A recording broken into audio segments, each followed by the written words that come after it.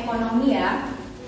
Berikutnya Ibu mau memberikan kalian evaluasi atau mereview materi-materi yang telah Ibu sampaikan pada pembelajaran hari ini. Sebelum Ibu mulai untuk melakukan review materi, coba kalian baca lagi itu namanya buku catatan kalian yang sudah Ibu catatkan tadi ya, supaya kalian lebih ingat memahami lagi. Ibu kasih waktu 10 menit cukup ya?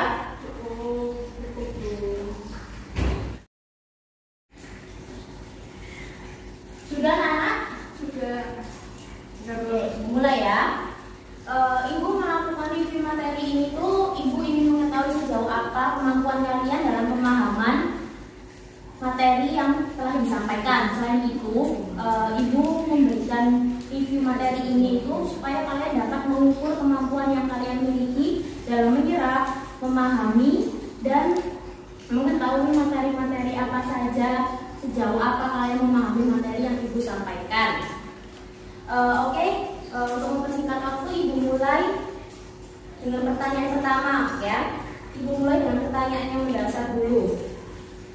Pertama, apa itu penawaran dan permintaan? Coba siapa yang bisa? Ibu ingin tahu siapa yang sudah memahami tentang penawaran dan permintaan. Saya Bu. Ya Maya, coba.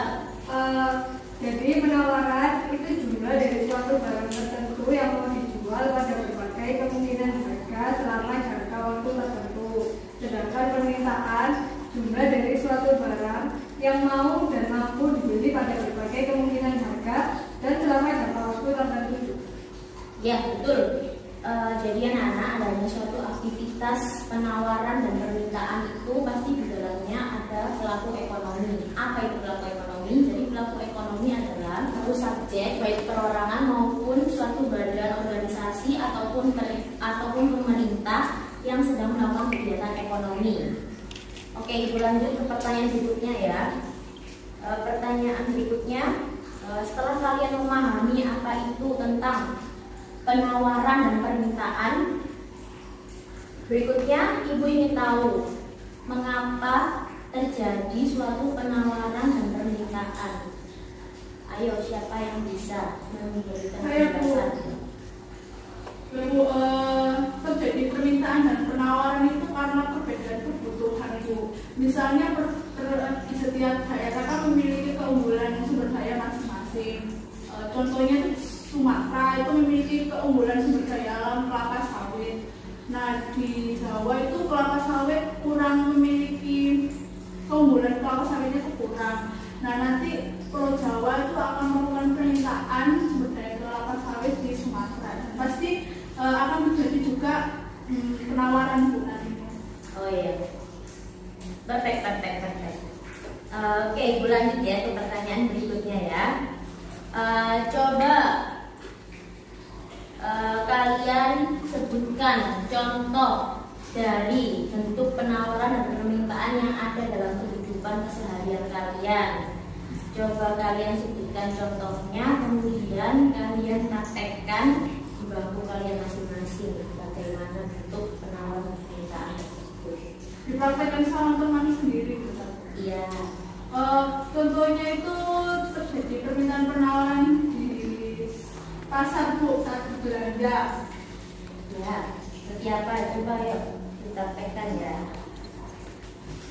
Oh ya, agar supaya teman-teman kalian yang di bangku-bangku belakang bisa melihat praktek bagaimana contoh kalian melakukan penawaran dan permintaan, posisi bangkunya bisa dirubah ya, kalian berhadapan. Oh iya Bu, ya Bu. Ya. Salah tuh dimulai Bu. Boleh, silakan. Sayur Bu, dibeli Bu sayurnya Bu. Tomatnya ada nggak Bu? Mau beli tomat? Oh, ada Bu, ada. Mau beli berapa Bu? 1 kilo. 1 kilonya berapa? 30.000 Bu. Iya, beli 1 kilo ya Bu? Iya Bu, 30.000 ya Bu. Gak bisa kurang ini. Pasnya 20 Bu, gak bisa kurang. 25 bisa ya Bu, gak ada 25 aja loh. Pasnya 27 aja lah Bu. Ya Mbak, apa-apa, sebut saja 27 ya Bu ya. Ya, makasih Bu. Ya, makasih. Nah,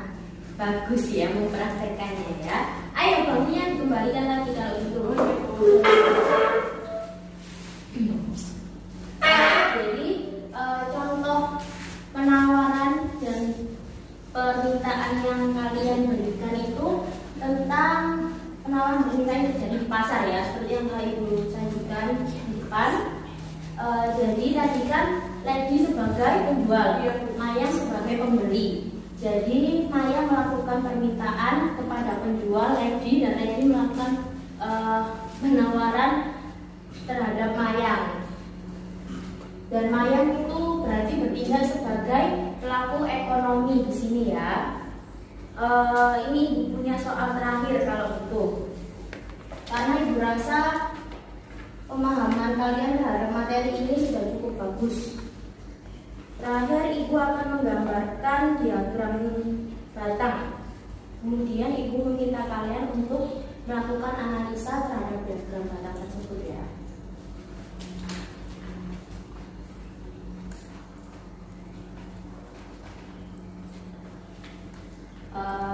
Ini Ibu baru selesai menggambarkan tentang diagram batang mengenai penawaran dan permintaan terhadap beberapa kota. Di sini Ibu memberikan perbandingan antara kota A, B, dan C. Coba kalian amati, kemudian kalian analisa bagaimana jika kalian deskripsikan maksud dari diagram yang ada yang kalian gambarkan. Kalau yang bisa dicoba angkat tangannya ya. Saya belum mau mencoba. Ya, mau silakan. Dari tabel tersebut, setelah saya amati dari kota A, B, dan C, kota A dan B itu memiliki hasil sumber daya alam padi yang sama-sama tinggi. Sedangkan yang C itu masih di bawah kota A dan kota B, sehingga kota C melakukan permintaan hasil sumber daya alam padi di kota A atau di kota B. Lalu untuk sumber daya sayur, kota B memiliki komoditas yang sedikit dibanding kota A dan C, sehingga untuk melengkapi kekurangan di kota tersebut, kota B memiliki permintaan ke kota A dan C, ke kota A atau C. Begitu juga dengan ikan. Kota B yang memiliki paling tinggi hasil komoditasnya yang memiliki paling tinggi, sehingga kota A dan C memiliki permintaan hasil komoditas ikan di kota B. Iya, 2 jempol buat Maya ya. Karena sudah bagus menganalisanya. Kemudian ini ya anak-anak, langsung Ibu taruh di sini aja.